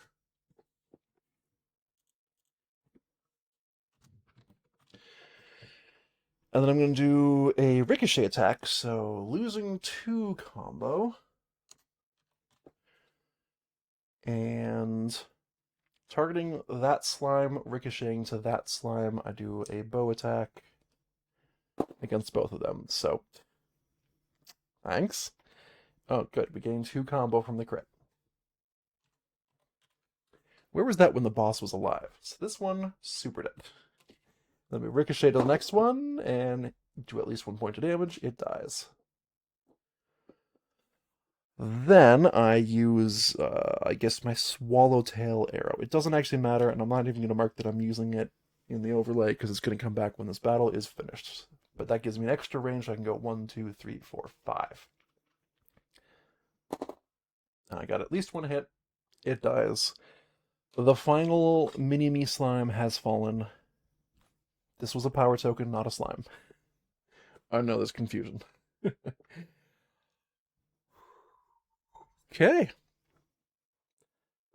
Gotta say, I don't feel like that was a level 7. I feel like the level 6s we've been fighting have been harder than that. You know?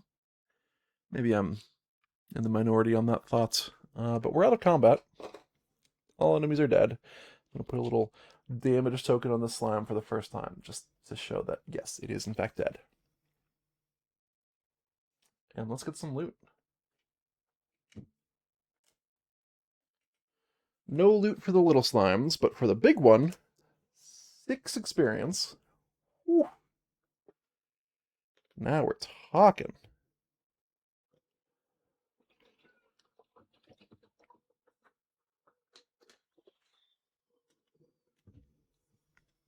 So now we need 20 to level up, and we are currently at 14 each. That's pretty good. And special event 70. Do we get the ring that we can now turn into or give to the old lady? Lurd defeated. You strike down the Lurd. Slime covers your armor, and you think you may have gotten in. Some may have gotten in your eye. You think you see something of use in the slimy aftermath. Gain 1 pathless stone item. Gladly.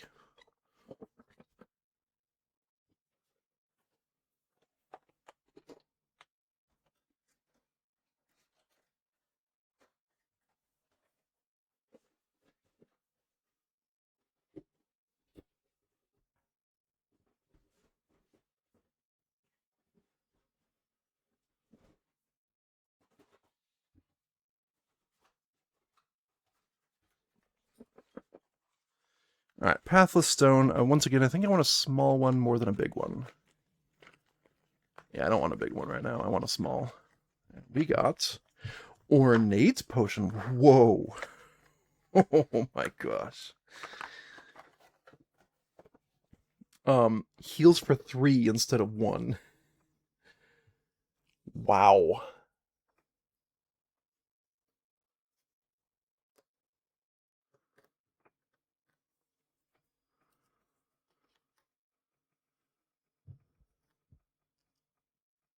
Wow. That's crazy. Okay.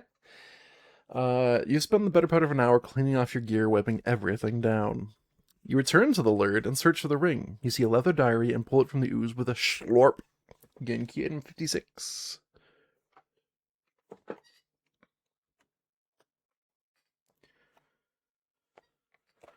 which is Diary and Ring. The diary you pulled from the Lurd. Opening the diary, you find a simple silver wedding ring. Most pages are ruined by slime except these. Day 46. I've been viciously hungry ever since I returned from the wedding in Keepwick. I'm worried what might have happened to me. Oh no, there's an infection. Everybody at the wedding. Everybody at the wedding. Day 49. The hunger. It grows beyond control. I will go speak to my friend Kabu and see if she can help. I only hope I can contain my hunger. Uh, Keep this card until you find a card with the exact text Kabu Glint. Although, okay, I guess day 46 does not necessarily mean day 46 since returning from the wedding. Okay. Draw event 53 and banish key item 56. Then why do I have this? Oh wait, that's if I talk to Kabu Glint. Okay. That makes sense.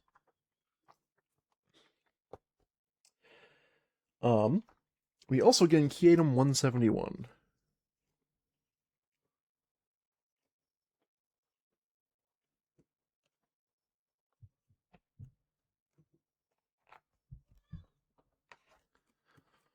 Key item 171, Lured Amber.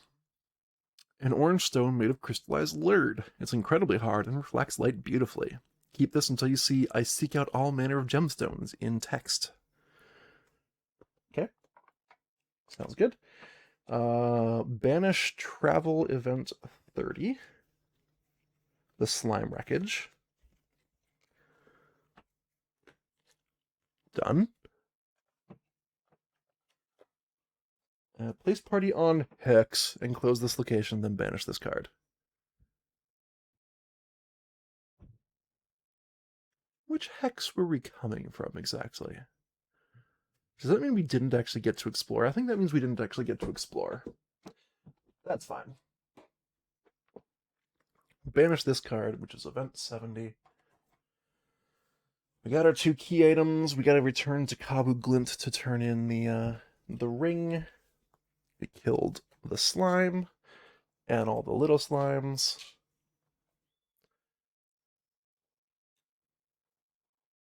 And we are ready to end today's session because I gotta go. I'm just gonna do a little bit of cleanup, make it easy for tonight. And yes, next session will be tonight as normal. At least that's the plan. Okay.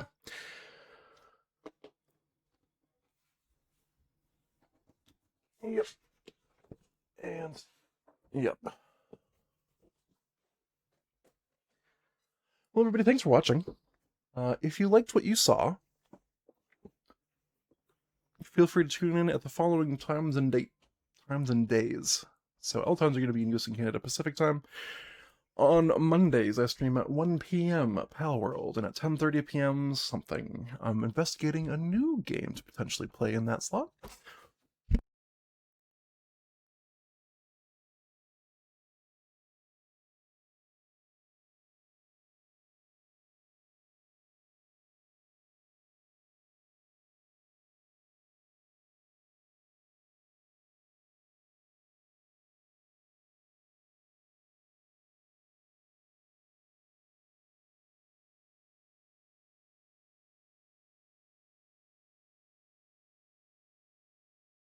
Sorry about that.